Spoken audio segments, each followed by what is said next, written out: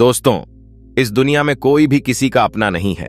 अगर आपको भी लगता है कि इस दुनिया में सब कोई अपना है तो आप बिल्कुल गलत हो, क्योंकि जब आपको उन लोगों की जरूरत पड़ेगी तो कोई भी साथ नहीं देगा। यह एक कड़वा सच है। आप लोग इसे जितना जल्दी अपने दिमाग में बैठा लो उतना ही आप लोग के लिए अच्छा होगा। तो चलिए दोस्तों, आज की इस बौद्ध कहानी के जरिए पता करते हैं कि सच में कोई भी अपना है भी या नहीं। आप लोग इस कहानी में हमारे साथ अंत तक बने रहे, क्योंकि आधा अधूरा ज्ञान विष के समान होता है। तो चलिए बिना समय बर्बाद किए कहानी को शुरू करते हैं। पर वीडियो में आगे बढ़ने से पहले यदि आप भी भगवान गौतम बुद्ध के सच्चे भक्त हैं तो इस वीडियो को लाइक करके कमेंट बॉक्स में नमो बुद्धाय जरूर लिख देना। और दोस्तों, यदि आपने अभी तक हमारे चैनल ज्ञान थिंक्स पाई को सब्सक्राइब नहीं किया है तो चैनल को भी सब्सक्राइब कर लेना, ताकि आने वाली वीडियो सबसे पहले आपको मिल पाए। तो चलिए आज की प्रेरणादायक बौद्ध कहानी को शुरू करते हैं। बहुत पुराने समय की बात है। एक गांव में एक दुखी परिवार रहता था। उस परिवार में 7 लड़के और एक लड़की थी। उन 8 के माता पिता जल्दी ही गुजर गए थे, तो बच्चों ने भी जल्दी ही अपनी अपनी जिम्मेदारियां समझ ली थीं। शुरू में सबको गुजारा करने में काफी परेशानी हुई थी, लेकिन समय के चलते सब कुछ उन्हें आसान लगने लगा था। अब उन्होंने माँ बाप के बिना जीना सीख लिया था। वह 7 भाई और एक बहन इस गांव में बड़े प्यार से मिलजुल कर रहते थे। दिन निकलते ही 7 भाई शिकार के लिए निकल जाते और बहन सबके लिए खाना पकाती थी और घर के बाकी के दूसरे काम काज करती थी। भाई जब जंगल से वापस आते तो साथ में बड़े बड़े जानवर पक्षी आदि को मार कर लाते थे। वह 7 भाई जो भी चीज लाते थे, बहन उनके मांस को बड़े चाव से पकाती थी और सब भोजन करके बड़ी तृप्ति का अनुभव करते थे। ऐसे ही दिन गुजर रहे थे। एक दिन की बात है, 7 भाई जंगल में शिकार करने के लिए गए थे। शाम होने वाली थी। बहन सबके लिए खाना बना रही थी। जब वह सब्जी बनाने के लिए उस सब्जी को काट रही थी, तभी चाकू की तेज धार से उसकी एक उंगली कट गई। अब उस कटी हुई उंगली से खून की धारा बहने लगी। अब बहन ने सोचा, यदि मेरे भाइयों ने मेरी कटी हुई उंगली देखी तो मेरे भाई बड़े दुखी हो जाएंगे। इसीलिए ने यह सोचा कि अपने भाइयों को यह बात नहीं बतानी चाहिए और उनसे छिपा कर रखना चमे। उसने बहते हुए खून को अपनी ओढ़नी से पूछना चाहा, किंतु उसने सोचा कि उसके भाई उसकी ओढ़नी में लगे हुए खून के धब्बों को देखेंगे तो मुझसे पूछेंगे। फिर उसने सोचा कि चलो दीवार पर पहुंच देते हैं, लेकिन फिर उसने सोचा कि दीवार पर खून को पहुंचना ठीक नहीं रहेगा। उसने सोचा, अगर मेरे भाइयों ने देख लिया कि दीवार पर खून पोंछा हुआ है तो वह मुझसे अवश्य से पूछेंगे और फिर मुझे बताना पड़ेगा और वह फिर परेशान हो जाएंगे। फिर बहन बेचैन होकर इधर उधर घूमने लगी, लेकिन उसे कोई ऐसी जगह नहीं मिली जहां उसका बहता हुआ खून उसके भाइयों की नजरों से बच सके। इसलिए उसे कोई उपाय न मिलने पर उसने उसी सब्जी में जो खाने के लिए बना रही थी, उसी में अपना खून जो था उसे पहुंच दिया। शाम को जब 7 भाई जंगल से वापस आए तो बहन ने भाइयों के लिए खाना परोसा। आज 7 भाइयों को कुछ सब्जी बहुत ही स्वादिष्ट लगी। 7 भाई अपनी अपनी उंगलियां चाटते रह गए और अपनी बहन की पाक कला की तारीफ करने लगे।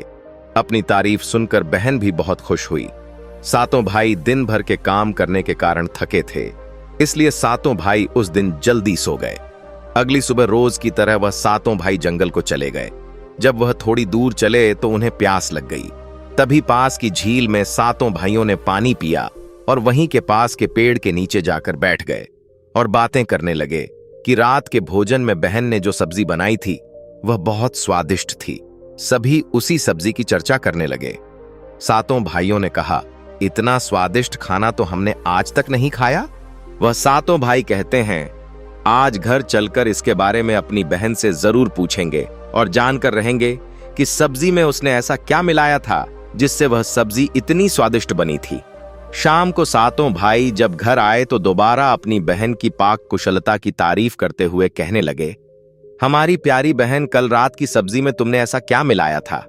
बहन बताना तो नहीं चाहती थी, क्योंकि वह सोच रही थी अगर उसके भाइयों को पता चला कि उसकी उंगली कट गई है तो मेरे सारे भाई दुखी हो जाएंगे। इसीलिए उसने कहा, कुछ नहीं बड़े भैया, सब जो रोज बनाती हूं वही बनाया था। तो उसका बड़ा भाई कहने लगा, प्यारी बहन, तुम्हें आज बताना ही पड़ेगा, और मैं जानना चाहता हूं कि हमारी बहन ने इतनी स्वादिष्ट सब्जी कैसे से बनाई।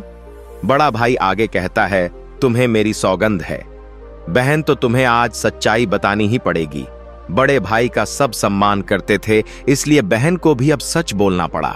उसने धीरे धीरे सारी बात बताते हुए कहा, भैया, मेरी उंगली कट गई थी, तो बस इतना सा अपना खून सब्जी में मिला दिया था, और ज्यादा कुछ नहीं। मैंने सोचा कि आप लोगों को पता चलेगा तो आप दुखी होंगे, इसलिए मैंने अपने खून को सब्जी में मिला दिया था। यह सुनकर 6 भाइयों ने मन में सोचा, इसके खून की चंद बूंदें इतनी स्वादिष्ट है, तो इसका मांस कितना स्वादिष्ट होगा। रात के खाने के बाद 7 भाई सोने के लिए चले गए। 7 में फिर इस बात की चर्चा छिड़ गई। बड़ा भाई कहने लगा, अरे भाइयों, खून की कुछ बूंदें हमारी बहन की इतनी स्वादिष्ट है, तो सोचो उसके शरीर का मांस कितना स्वादिष्ट होगा। सबने बड़े भाई की हां में हां मिलाई, परंतु छोटे भाई को यह बात गलत लगी। उसने बड़े भाई का मान रखते हुए कुछ नहीं कहा, और अगले दिन शिकार के लिए 7 भाई जाते हैं। उस समय 7 भाइयों ने योजना बनाई कि बहन को मारकर उसका मांस बनाएंगे और खाएंगे। बहन का मांस खूब स्वादिष्ट होगा। 7वें भाई को अपने बड़े भाइयों की योजना बिल्कुल भी अच्छी नहीं लगी। वह अपनी बहन को बचाने के लिए बेचैन हो गया।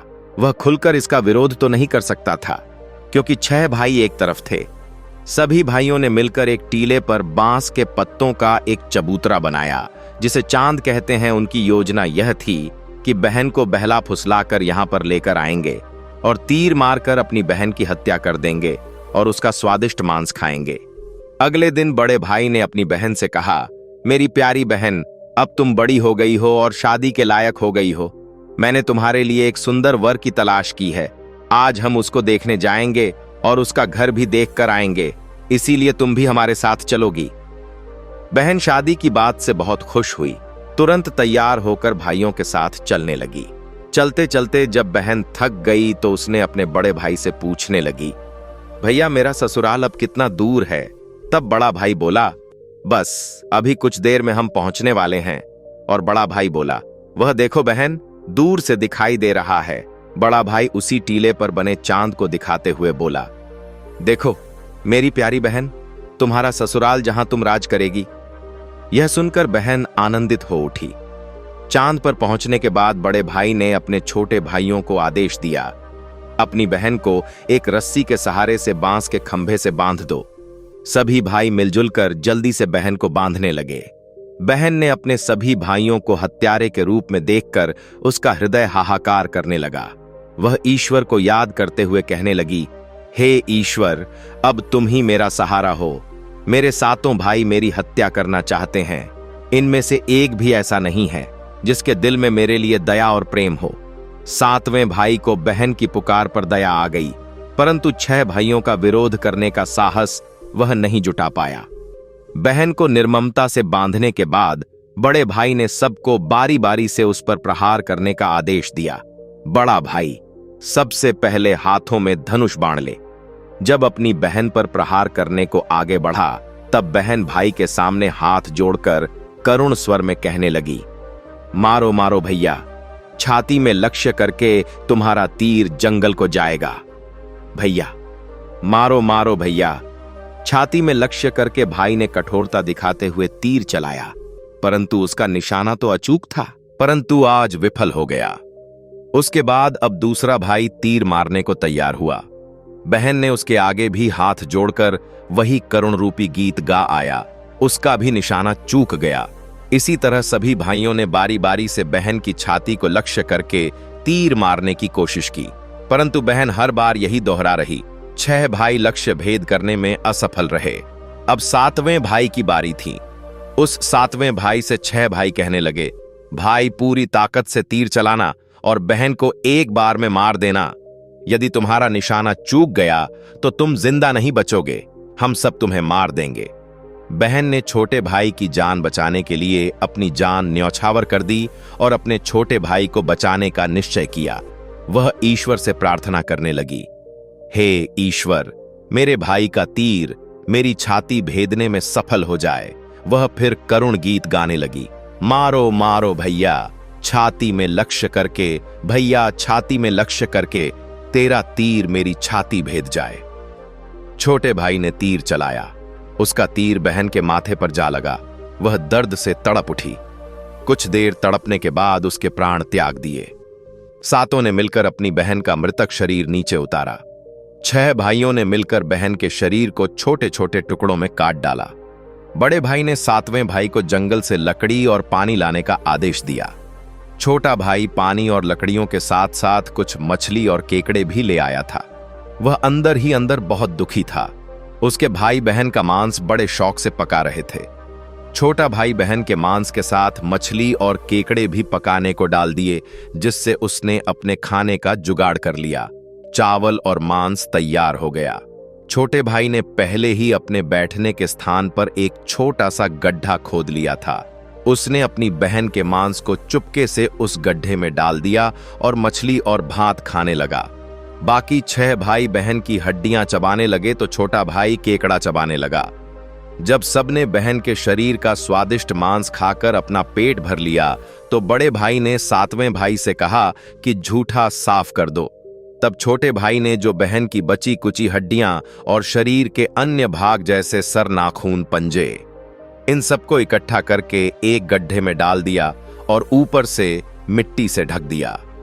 कुछ समय बाद जहां पर बहन के मांस के टुकड़े डाले गए थे, उस स्थान पर बांस का एक पौधा उगाया था। धीरे धीरे वहां पर बांसों का झुंड बन गया।